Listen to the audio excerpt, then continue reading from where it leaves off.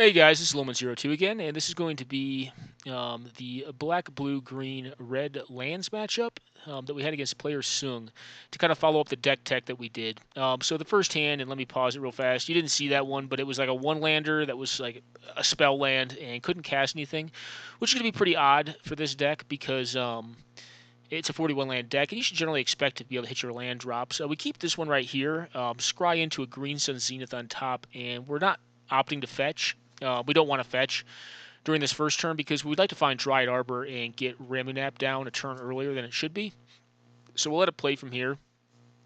We told Soon to play whatever she wanted to. She kind of asked us what we wanted to test against, and I was like, well, let's test against anything. I figured she'd probably be on something probably a little more controlling, or possibly like just straight up four color blood.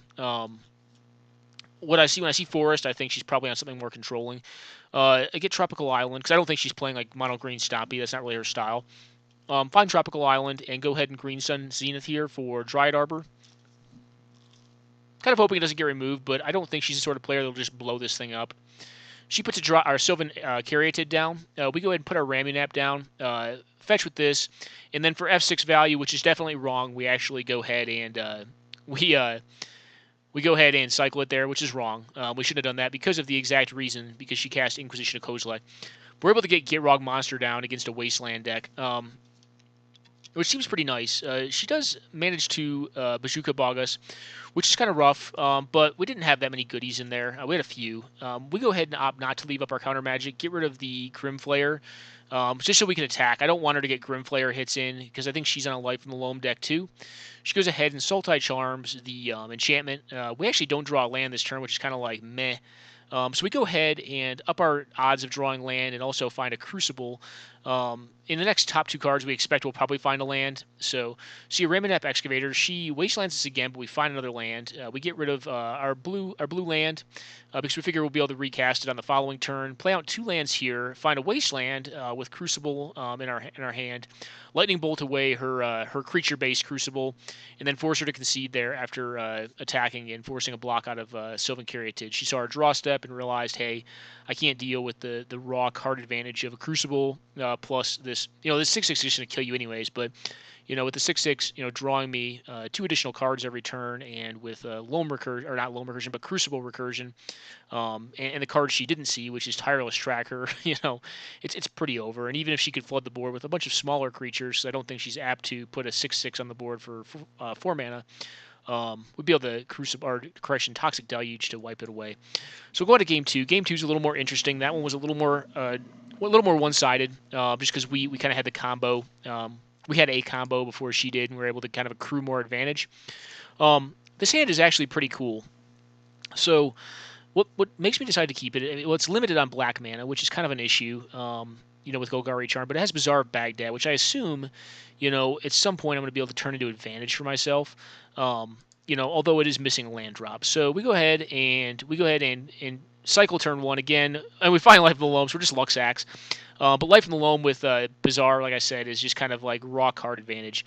We go ahead and do it here. We go ahead and get rid of the Loam, which is a little riskier because if she has a way to exile it from the graveyard, we'll lose it.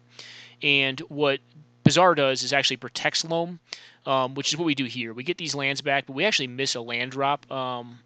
Or gosh, we don't miss a land drop. We make our land drop, but we get rid of all the lands, so we can actually loam them back on the following turn and then protect it with Bazaar. So I discard 3 more lands, play out the tapped land, and just say go. Another line I could have taken there is possibly using loam. No, I couldn't have actually. I could have protected it with the cycle land there, which may have been more correct, but I don't think it was intrinsically more right.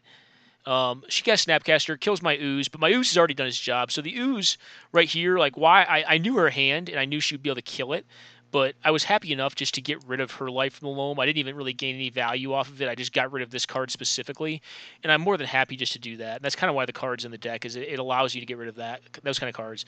We get rid of the Batter Skull here because we figure it's going to force inefficiency out of her. A lot of people look at Eternal Witness and say, well, hey, this card right here is is so much value, and it's a great card, and it is a great card, but it's also inefficient, which is kind of what I'm looking for, because I've already kind of put myself in a place that's going to be less efficient because I have one land that does not produce mana, and really I'm just trying to outvalue her here with the loam package. So I go ahead and put the Batterskull in there, expecting that because I've done that, she'll think it's worth getting back, and she goes for it. We get back to loam. Go ahead and loam here, getting 2 lands. Another option would have possibly been Bizarre Baghdading first, but because I kind of actually like my hand, I didn't want to do that. At this point, I'm not protecting my loam as highly, because I've already gotten rid of one of her primary ways of dealing with it. I know her hand as well, so unless she top decks an answer to the loam, she's going to have to fight through it. We go ahead and fetch here, find a basic, go ahead and cast Intuition, and I think we probably misplayed this. I think we probably could have gotten a better package, but I'd have to look through and kind of reconsider it. I think we end up getting yeah, we just get Urborg, Wasteland, God, I can't remember right now, and Raven's Crime, because we're kind of in a control mirror, and I figure that like just by taking care of her hand, I'm going to be able to kind of like beat her. She goes ahead and gets Jace, but what she does next is she tries to out aggro me because she knows she can't out card me, and she casts out the Batterskull, which we promptly counter with the miscalc that we've been keeping in hand since the beginning of this game. We get it, and she just goes ahead and concedes it there because on my next turn I'm going to be I'm up on 5 mana now, and I'm going to go to 6 next turn.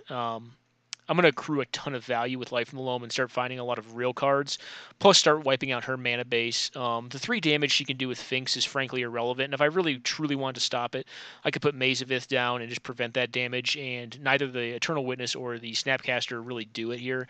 As it was, though, what I would probably end up doing, because I've already gotten her manland, is I would probably get the Watery Grave here, just so she couldn't cast the Jace that I know is in her hand, and then delete the rest of her hand, including the Jace, into the graveyard. Take the beating, probably 5 damage off these two, and then, or and block the Snapcaster. Or she may even use the Maze of Ith on her own Snapcaster. But eventually I'm going to beat this, and she kind of knows it.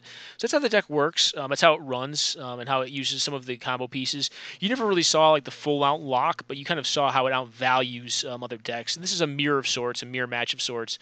And I think Gitrog actually put us in a good position this game against her, because some of her more specific cards, kind of funny. Sultai Charm will not deal with Gitrog Monster, and we recently had a debate about cards like Go for the Throat, and I tend to like them. It depends on the deck, but I tend to think they're fine. I think like Terminate and Go for the Throat are just fine. Like I think they can generally make your deck. Now, given like you need to build in a way that exploits them. Like, and it was specifically in regards to having the card Grimflayer in your deck and how you utilize the trample, the evergreen trample mechanic on the card, in combination with removal, to gain a lot of value off of it. But that's a whole separate argument. This is these matches, and I hope you guys enjoyed the matches, and I hope this kind of displays how the deck tech that I did, how this deck runs.